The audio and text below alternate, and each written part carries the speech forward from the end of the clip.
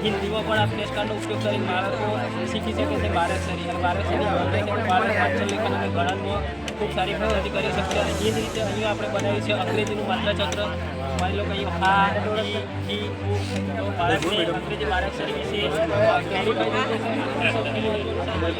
basic model બનાવ્યું છે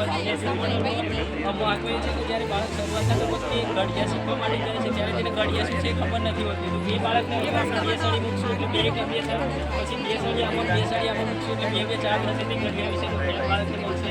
પછી બીજું ગળિયા શીખવા માટે બાળકોને એક જ જાતનું તમામ ગળિયા ના લખી દે અલગ અલગ જાતનું બે દર્શાવે છે તો બાળક વિશેષના સમયે એક અલગ રીતે પોતાને ચાર્ટ લઈ જઈને પણ શીખી શકે છે અને બીજું મહત્વનું જે છે અહીંયા સરવાળા અને બાદબાકી આ ચાર્ટનો ઉપયોગ કરી અને બાળક શીખી શકે છે કોઈ પણ જગ્યાએ બાળક રમતા અહીંયા 45 10 દિવસ કેટલા થાય તો 55 કે 45માંથી 10 બાદ કરીએ તો તે 5